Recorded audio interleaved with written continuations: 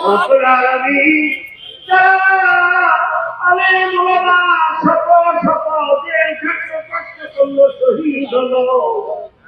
আমরা মৌলভী হিসেবে তাদের জন্য আপনার কাছে বিনতি করি।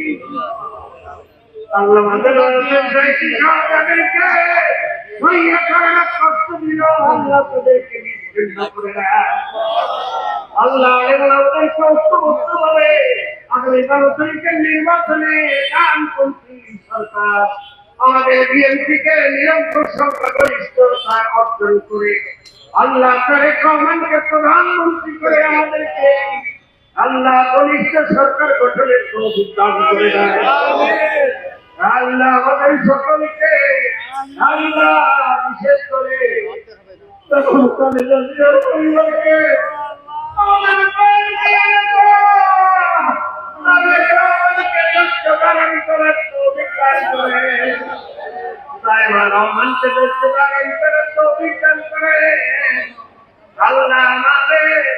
আল্লাহ তারেক রহমানের সহকর্মী জুবাইদা রহমানকে ধৈর্য ধারণ করার তৌফিক দান করেন।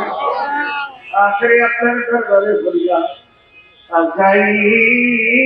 যখন আসবে আমাদের সকলের সবার জারি করে দিয়ে